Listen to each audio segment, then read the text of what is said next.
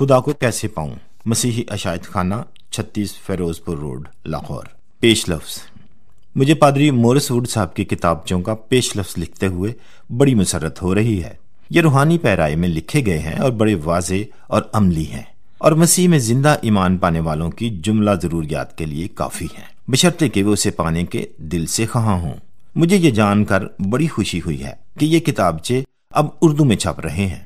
امید کی جاتی ہے کہ انہیں پادری صاحبان اور دیگر مسیحی رہنما خوب استعمال کریں گے اور انہیں گرجا گھروں، بک اسٹالوں اور دوسری جگہوں پر رکھیں گے۔ از تقدس مآب جناب Lawrence H Woolmer, bishop of Lahore. دیباچہ۔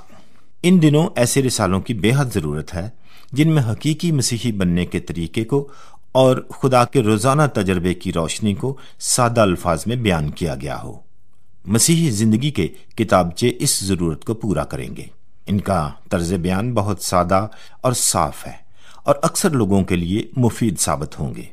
از تقدس مآب have golf, bishop of Sydney. خدا کو کیسے پاؤں۔ ایک دفعہ میں جنوبی انگلستان میں اپنی کار پر سفر کر رہا تھا کہ مجھے کار میں پیٹرول ڈلوانے کے لیے ایک چھوٹے سے قصبے میں رکنا پڑا۔ پیٹرول پمپ کے مالک نے خود ہی پیٹرول ڈالا۔ کار میں سر اندر ڈالتے ہوئے وہ بولا، معاف کیجئے، اب وہی پادری صاحب تو نہیں جو نارمنڈی کی فتح کے موقع پر ہمارے ساتھ فرانس کے ساحل پر تھے۔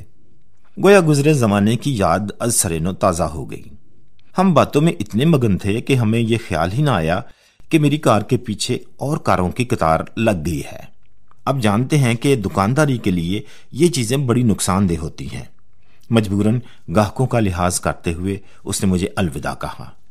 کہنے لگا، مجھے وہ آپ کی پہلی عبادت جو آپ نے یوم فتح کے موقع پر ساحل پر کرائی تھی کبھی نہیں بھولے گی۔ اس کے الفاظ میرے ذہن میں نقش ہو گئے۔ مجھے وہ بہت سی عبادتیں جو میں نے کرائی تھی یاد آ گئیں۔ وہ ہزاروں مرد اور عورتیں میری آنکھوں کے سامنے تھے جنہوں نے ان عبادتوں اور مقامی محاذ میں حصہ لیا تھا۔ یہ وہ لوگ تھے جنہوں نے اپنے عزیزوں کی خاطر دکھ، مصیبت اور جدائی کو برداشت کر کے اس نازک وقت اور تکلیف میں اپنے ہاتھوں کو خدا کی بارگاہ میں پھیلایا تھا۔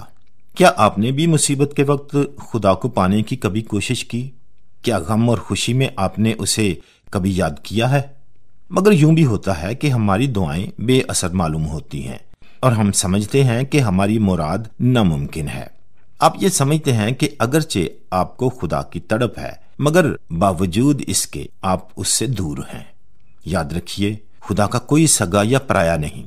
وہ چاہتا ہے کہ آپ اسے پائیں، اور جب تک آپ اسے فی الحقیقت پا نہیں لیتے آپ کے لیے زندگی بے معنی ہوتی ہے۔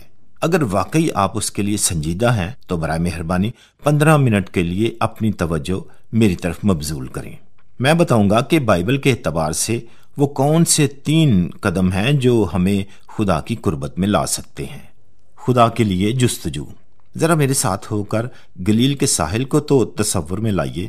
سہانی اور روشن صبح ہے اور یسوع مسیح اپنا پہلا واعظ شروع کرنے والا ہے جو مرکز کی انجیل اس کے پہلے باب کی 14ویں آیت میں ہے۔ ماہی گیر اس کے آس پاس کھڑے ہیں۔ وہ ابھی بیابان کی آزمائش سے فارغ ہوا ہے۔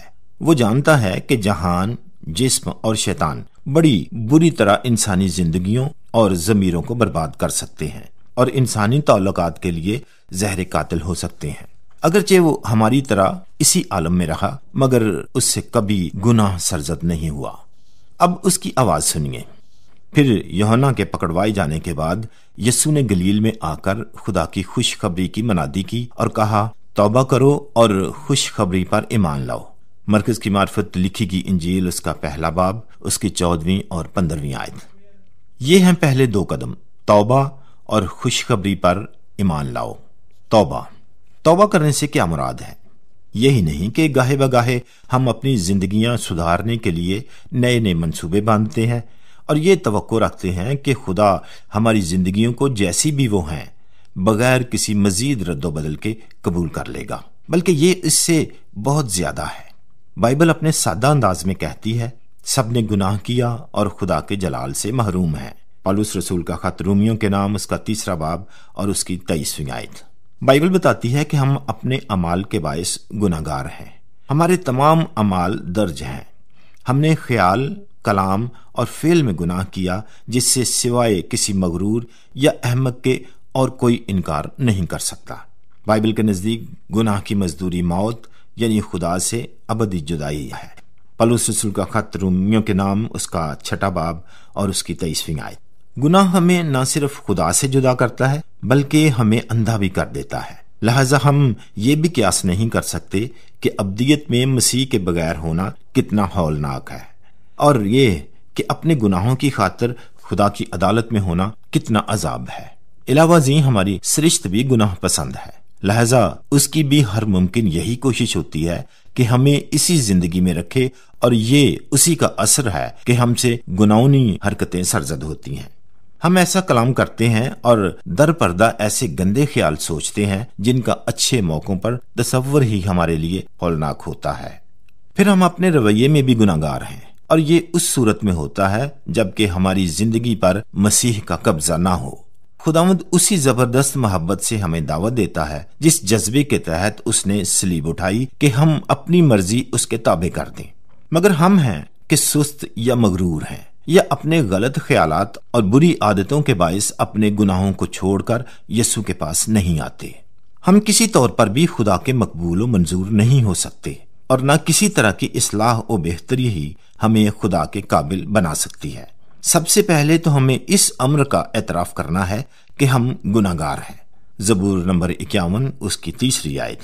دوسرے، ہمیں اپنے گناہوں کو خدا کے حضور ماننا ہے، یوحنا کا پہلا عام خط اس کا 1 باب اور اس کی 9 آیت۔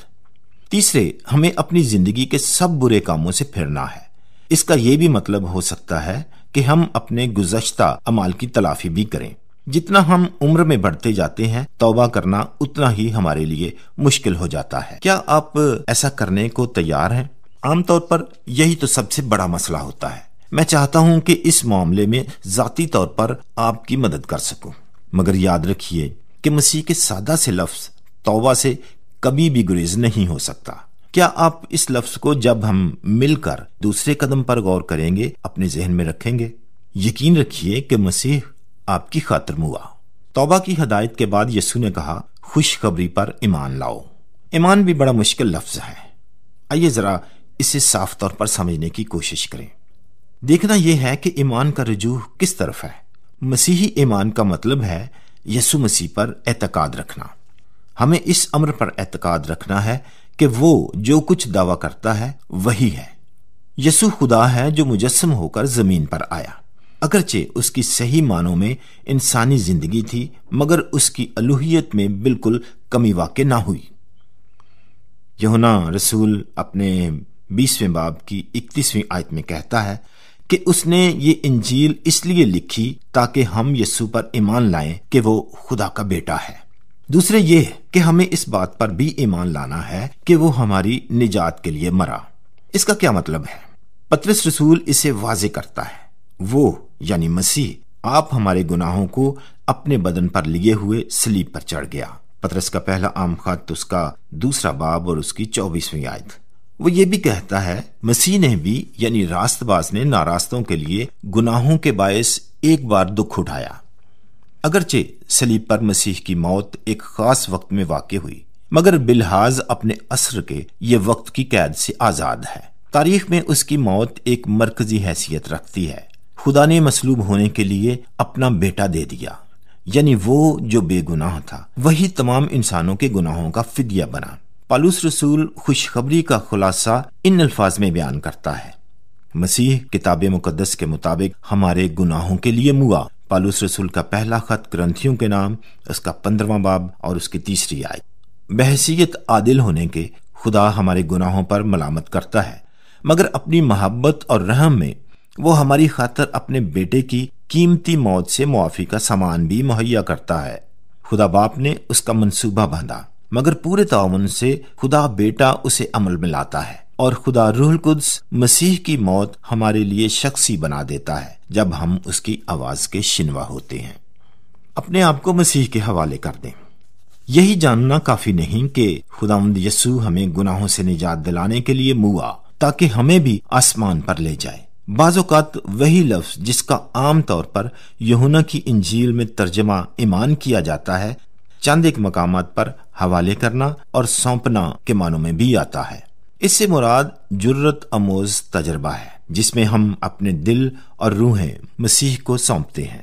کیا آپ نے کبھی اپنے دل کو خدا کے حوالے کیا ہے؟ کیا آپ نے کبھی اپنی کشتی کا چپو اس کے ہاتھ میں سونپا ہے کہ وہ جہاں چاہے آپ کو چلا کر لے جائے؟ مجھے یاد ہے جب میں جنگ میں شاہی بیڑے کا پادری مقرر ہوا تھا، تب ساحل پر نصب شدہ توپ خانے نے ہمارے بیڑے پر گولہ باری کی۔ انہوں نے مجھے ساحل پر ہی اتار دیا کیونکہ میں ہی انگریزی کلیسیا کا پادری اس بیڑے پر متعین تھا۔ بیڑے کے افسر نے بچاؤ کی پیٹی میرے لیے پانی میں اتار دی۔ میں نے اس کی ایک طرف کو دبایا اور یہ میرے کندھوں پر آ گئی۔ میں نے اپنے بازو اس میں سے گزارے اور تیر کر اپنی پلٹن کے دوسرے لوگوں سے جا ملا۔ اس سے پہلے تو میں صرف عملی طور پر ہی جانتا تھا کہ یہ پیٹیاں بچاؤ کے لیے کتنی مفید ہیں، مگر اس دن تو مجھے ان کا مفید ہونا تجربے سے بھی ثابت ہو گیا۔ اسی طرح ہمیں اپنی زندگیاں خداوند یسوع کو سونپنے کی ضرورت ہے۔ اگر اب تک ہم نے ایسا نہیں کیا تو آج ہی کرنا چاہیے۔ ہمیں اپنے گناہوں سے توبہ کرنی چاہیے اور یہ ایمان ہونا چاہیے کہ یسوع ہمیں بچانے کے لیے موا۔ اس کے بعد تیسرا قدم جو مسیح نے اپنے پہلے شاگردوں کو اٹھانے کو کہا وہ یہ تھا، ہم مسیح کے پاس ضرور آئیں۔ میں مسیح کے پاس کیسے آ سکتا ہوں؟ اب اس مقام پر ایک مشکل ہے۔ مجھے اکثر لوگ کہتے ہیں مسٹر ووڈ، میں واقعی حقیقی مسیحی بننا چاہتا ہوں، مگر یہ تو بتائیے کہ یہ کیسے ممکن ہے؟ واقعی یہ سوال بڑا اہم ہے کیونکہ بائبل میں لکھا ہے کہ خداوند یسوع مسیح ہی وہ واحد درمیانی ہے جو ہمارا خدا سے ملاپ کرا سکتا ہے۔ پالوس رسول کا پہلا خط تیموتھیوس کے نام، اس کا 2 باب، اس کی 5ویں آیت۔ اس ضمن میں مسیحیوں کا دعویٰ دوسروں سے بالکل مختلف ہے۔ آپ چاہے جتنی مرضی نیکیاں کر لیں مگر اس سے آپ خدا کے پاس نہیں آ سکتے۔ خداوند یسوع کہتا ہے، راہ اور حق اور زندگی میں ہوں، کوئی میرے وسیلے کے بغیر باپ کے پاس نہیں آتا۔ یوحنا کی انجیل، اس کا 14واں باب اور اس کی 6 آیت۔ اب سوال یہ ہے کہ ہم اس کے پاس کیسے پہنچ سکتے ہیں؟ خداوند یسوع مسیح نے مکاشفہ میں یوحنا عارف کو جو کچھ کہا اس سے اس کی وضاحت ہوتی ہے۔ دیکھ، میں دروازے پر کھڑا ہوا کھٹکھٹاتا ہوں، اگر کوئی میری آواز سن کر دروازہ کھولے گا تو میں اس کے پاس اندر جا کر اس کے ساتھ کھانا کھاؤں گا اور وہ میرے ساتھ۔ مکاشفات، اس کا 3 باب اور اس کی 20ویں آیت۔ خداوند یسوع ہماری زندگی کے باہر ایسے ہی کھڑا ہے جیسے کوئی دوست ہمارے گھر کے باہر کھڑا ہمارا انتظار کر رہا ہو۔ یہ دروازہ اندر کی طرف کھلتا ہے، مطلب یہ ہے کہ اسے اندر بلانے کے لیے ہم ہی اپنے دل کا دروازہ کھولیں گے۔ میرا تجربہ شاہد ہے کہ مسیح کے لیے اپنا دل کھول کر ہمیں زندگی کمال و تمام ملتی ہے، اور اگر ایک مرتبہ صحیح معنوں میں ہم اسے پالیں تو زندگی پھر ویسی نہیں رہے گی۔ کیا آپ ابھی مسیح کے پاس آئیں گے؟ مسیح نے آپ کے گناہ کا بوجھ اٹھا کر اور آپ کو خدا کے پاس لانے کے لیے صلیب پر جان دے کر شاندار فتح حاصل کی۔ اس نے اس جہان میں آپ کو کامل زندگی عطا کی ہے اور عاقبت میں آپ کے لیے ابدی زندگی کا بکھرا رکھا ہے۔ اسے پا کر آپ کی خدا سے صلح ہو جائے گی۔ پالوس رسول کا خط افسیوں کے نام، اس کا 2 باب اور اس کی 13ویں آیت سے لے کر 17ویں آیت تک۔ اور آپ کو جلد ہی پتہ چل جائے گا کہ آپ کی زندگی میں مسیح کیسا انقلاب برپا کر سکتا ہے۔ آپ خسارے میں نہیں رہیں گے۔ مسیح کو پانا در حقیقت اپنی زندگی کے لیے خدا کی تمام نعمتوں کو پانا ہے۔ اٹل فیصلہ۔ مسیح کو نجات دہندہ قبول کرنے کا مطلب آپ کے طرز زندگی میں تبدیلی ہے۔ اس کی مثال ایسی ہی ہے جیسے کہ بڑے شہروں میں بعض روڈ ایسے ہوتے ہیں جہاں یک طرفہ ٹریفک ہوتی ہے، یعنی قانونی طور پر کوئی پیچھے نہیں مڑ سکتا۔ اگر کوئی ایک دفعہ داخل ہو جائے تو وہ آخر تک خواہ کچھ بھی ہو سیدھا ہی جائے گا۔ مسیحی زندگی بھی کچھ اسی طرح کی ہے۔ وہی خداوند یسوع جو ہمیں معافی، اطمینان، قوت اور زندگی کا مقصد عطا کرتا ہے، ہم سے وفاداری اور خدمت بھی طلب کرتا ہے۔ خداوند یسوع کو اپنے دل میں دعوت دینا ایک بڑی سنجیدہ بات ہے۔ یہ ہانڈی کے ابال کی طرح نہیں جو صرف کچھ دیر کے لیے رہتا ہے، بلکہ زندگی بھر کے لیے فیصلہ ہے۔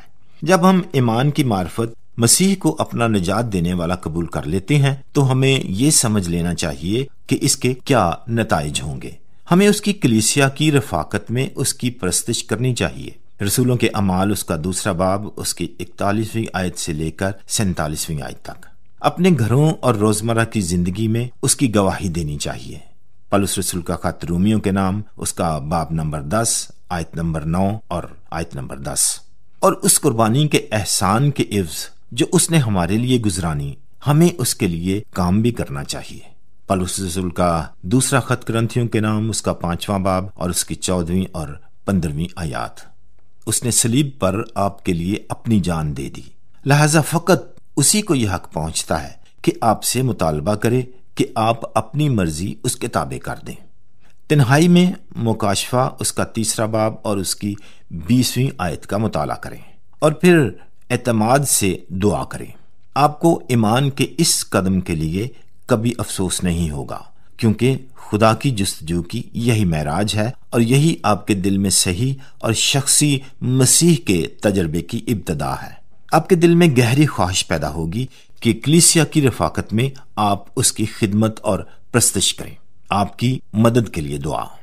خداوند یسوع، میں مانتا ہوں کہ میں گنہگار ہوں اور میں تیرے حضور اپنے گناہوں کا، خاص طور پر ان گناہوں کا جن کا میرے ضمیر پر بوجھ ہے، اقرار کرتا ہوں۔ خداوند یسوع، میرا یقین ہے کہ تو میرے گناہ لے کر صلیب پر چڑھا۔ اپنے آپ کو فروتن کر کے میں تیرے پاس آتا ہوں، اپنے دل کا دروازہ تیرے لیے کھولتا ہوں اور تیرے وعدے کے مطابق اپنی زندگی میں بطور خداوند اور نجات دہندہ تیرا خیر مقدم کرتا ہوں، تیرے نام کی خاطر، آمین۔ اب مکاشفہ کا 3 باب اور اس کی 20ویں آیت کا پھر مطالعہ کریں اور اس کے بعد یوحنا کی انجیل اس کے 6 باب کی 37ویں آیت کا۔ جو کوئی میرے پاس آئے گا اسے میں ہرگز نکال نہ دوں گا۔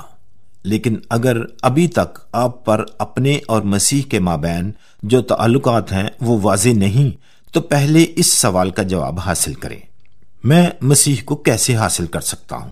اس سے آپ پر واضح ہوگا کہ یہاں کیا لکھا ہے۔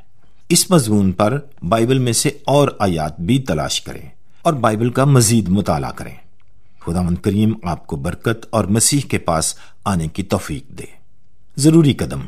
جب آپ نے حتمی طور پر خداوند یسوع مسیح کو اپنے دل میں دعوت دینے کا عظیم الشان قدم اٹھا لیا، تو آپ کے نئے ایمان کو تقویت کی ضرورت ہوگی۔